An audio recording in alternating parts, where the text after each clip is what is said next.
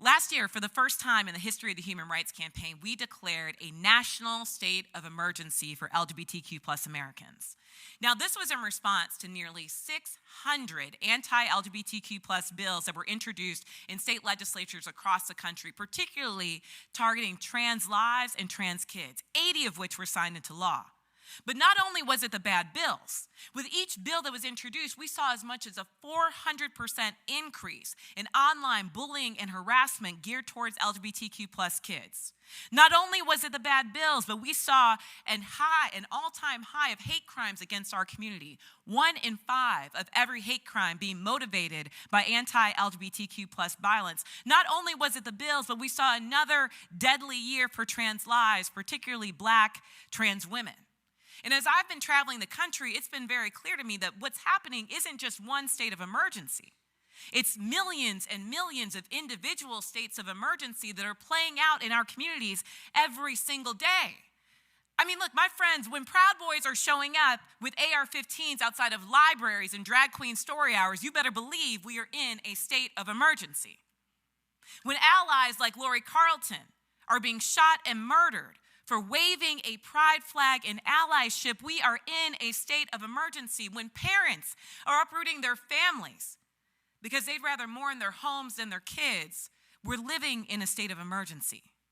From pediatricians receiving death threats to teachers who are facing charges for mentioning LGBTQ plus people, from discrimination that persists in housing and credit and public services, my community is in a chilling state of emergency. And the thing about it is,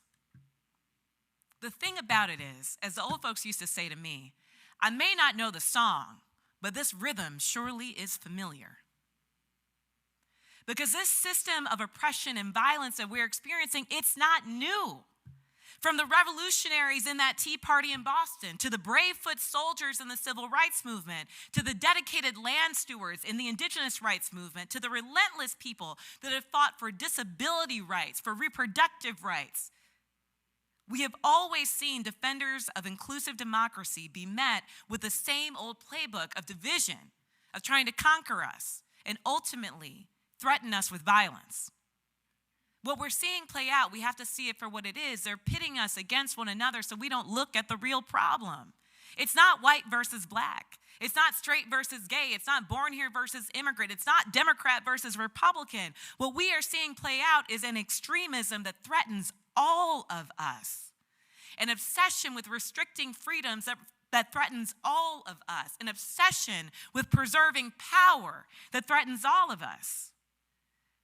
And that's why we see bomb threats at schools and Nazis at drag shows and Molotov cocktails terrorizing churches.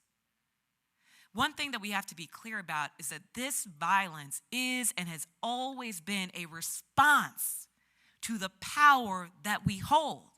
Donna Edwards said it on this panel earlier. We can't be obsessed with the 25% when there's 75% of America that is on the right side of history, y'all.